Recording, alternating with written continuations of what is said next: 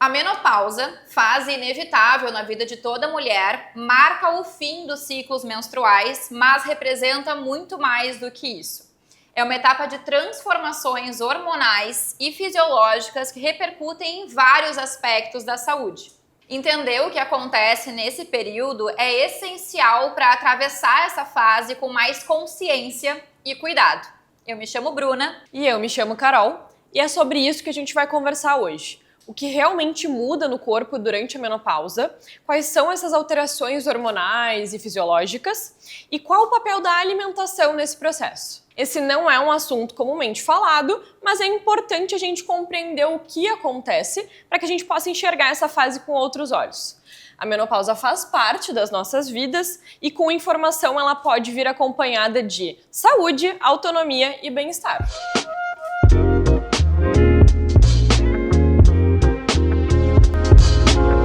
A menopausa é diagnosticada após 12 meses consecutivos sem menstruação, mas o climatério vai muito além disso. Ele compreende toda a transição entre o período reprodutivo e não reprodutivo da mulher, que abrange a pré-menopausa, a menopausa e a pós-menopausa. Durante esse processo, ocorre a redução progressiva dos folículos ovarianos, levando à queda dos hormônios estrogênio e progesterona.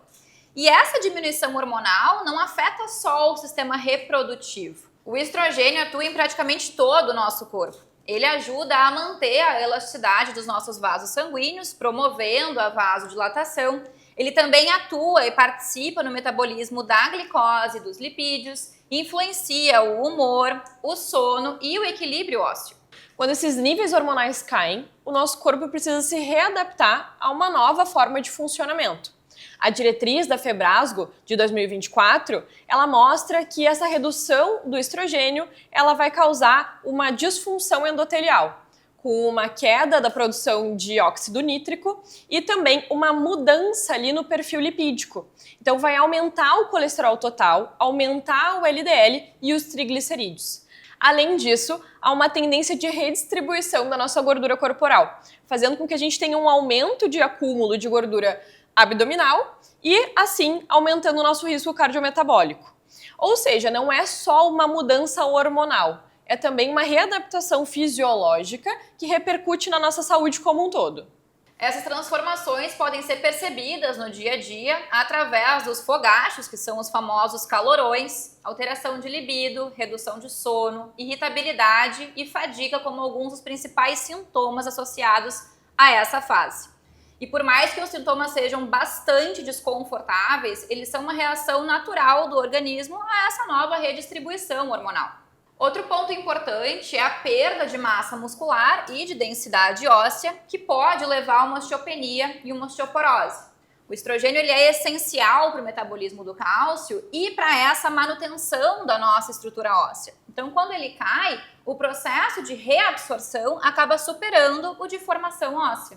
E esse período pode trazer também mudanças emocionais. A literatura traz que existe uma maior predisposição à ansiedade e à depressão nesse período.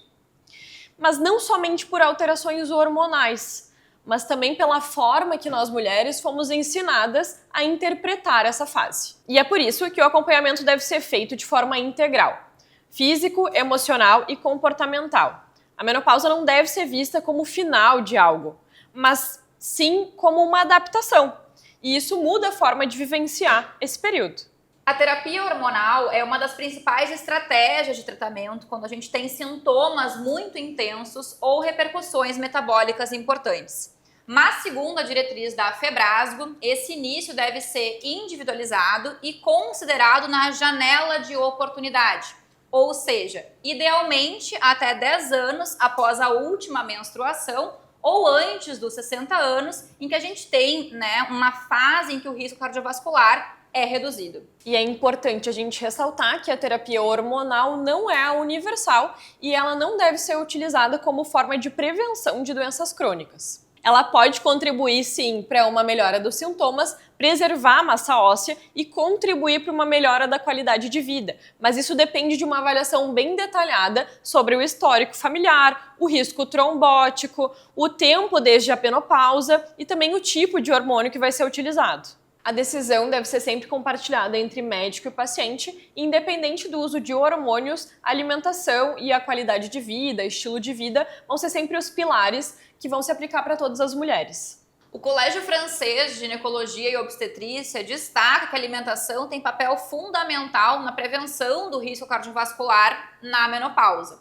Dentre os principais padrões alimentares a serem estudados nesse contexto, o que vem ganhado um pouco mais de atenção e destaque é o padrão mediterrâneo, justamente por sua associação com um menor risco cardiovascular. E quando a gente fala de um padrão mediterrâneo, a gente pode estar aí dizendo que ele é composto basicamente por um consumo elevado de frutas, legumes, vegetais, sementes, nozes oleaginosas e também a questão do azeite de oliva como fonte de gordura base. Esses alimentos oferecem fibras, antioxidantes e gorduras insaturadas que favorecem o equilíbrio metabólico e o controle lipídico. Além disso, proteínas de alto valor biológico, como os peixes, também são importantes para a preservação da massa muscular e da saúde óssea. Só que além dos padrões alimentares, é importante também a gente olhar para alguns micronutrientes bastante importantes nessa questão. O cálcio e a vitamina D são fundamentais para a manutenção da nossa massa óssea e para a prevenção da osteoporose.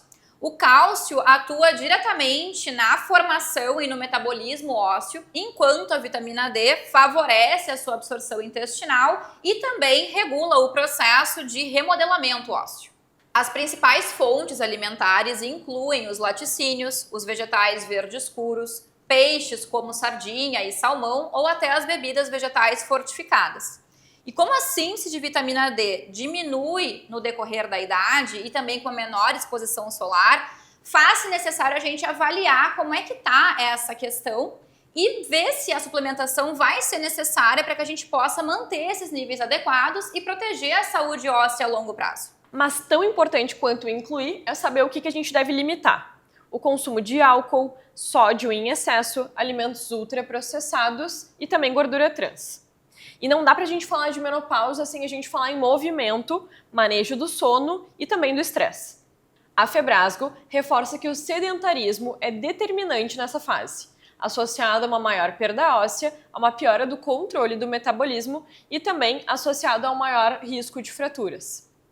Portanto, esse cuidado é multifatorial. Ele envolve não só o que se come, mas também como se vive. A menopausa é uma transição que faz parte do ciclo biológico da mulher e quando a gente entende o que acontece no corpo, a gente consegue olhar para essa fase de forma mais acolhedora e também consciente.